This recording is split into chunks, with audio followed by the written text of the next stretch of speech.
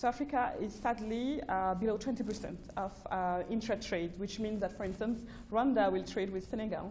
And to benchmark this with global pictures, in Europe, 60% of the GDP is generated through intra-trade. So Europeans trading between themselves, it's huge. And the lowest estimate is that it's actually 1.7% of their GDP since they created the European single market.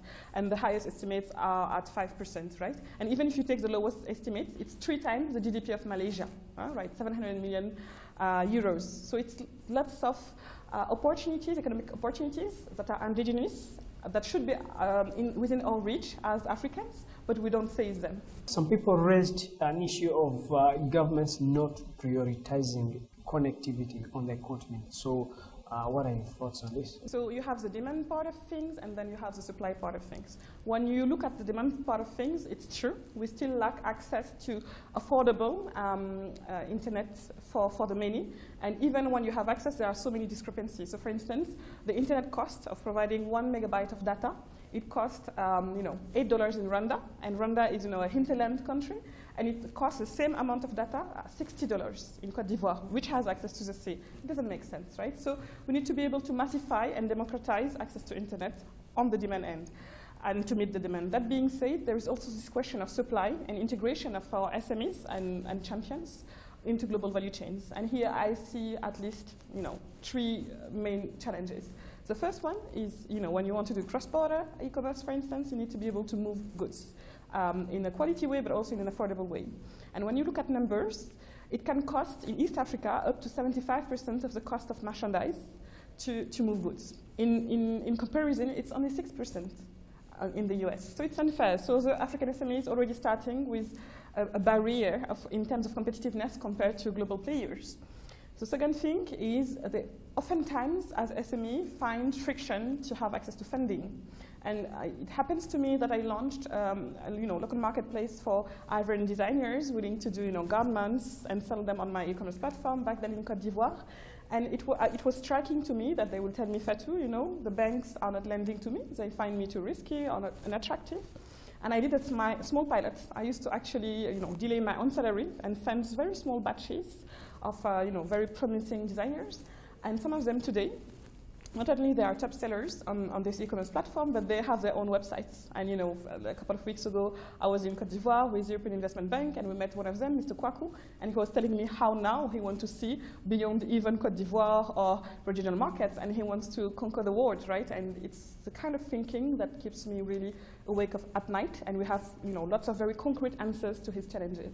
What incentives are you looking for you to effectively contribute to this? What I came to realize, being a tech entrepreneur, is you should not make it a tech conversation, right? When you talk about technology, sometimes big investors or big private sector leaders will look at another vertical in the economy.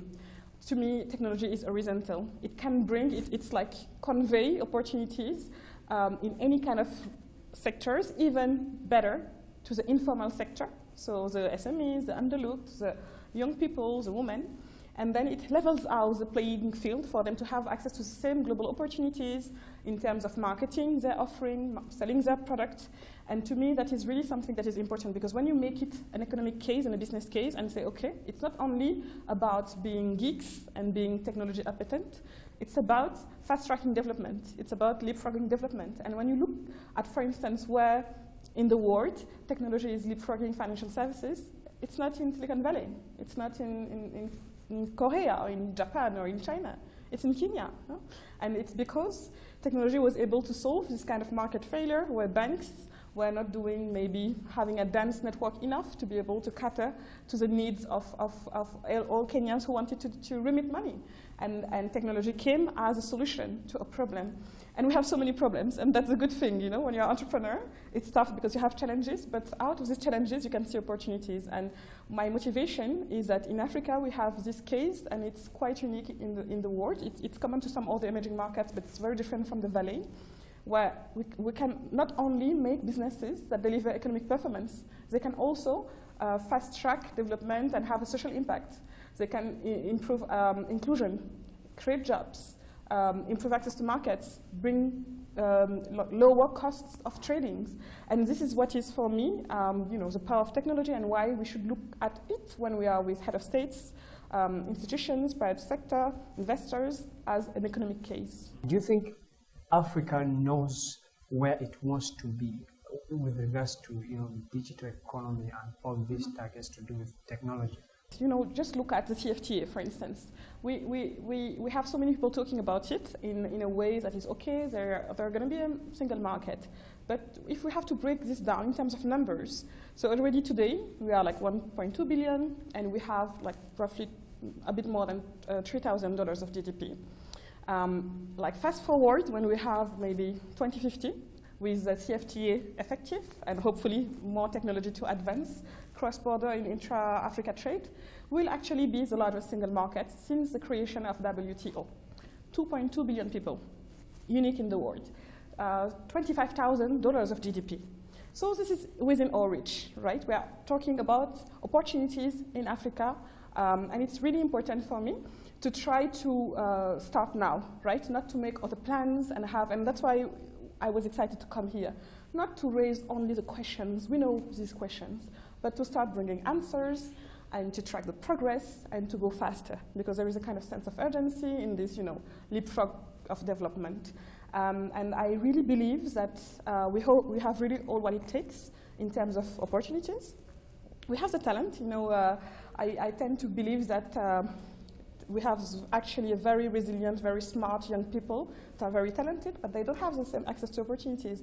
And when you level out the playing field, you see them, going global and disrupting all the regions. If you take as an example even of mobile financial services, looking at Orange, who is a French operator, it's because they mastered how to use mobile money in Africa that they developed actually financial service business, and it was only years after that they launched a digital bank in France.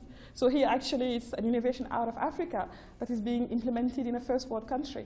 And this is where we need to be very intentional and leaving all fears behind, but stop also talking and doing more actions, hopefully.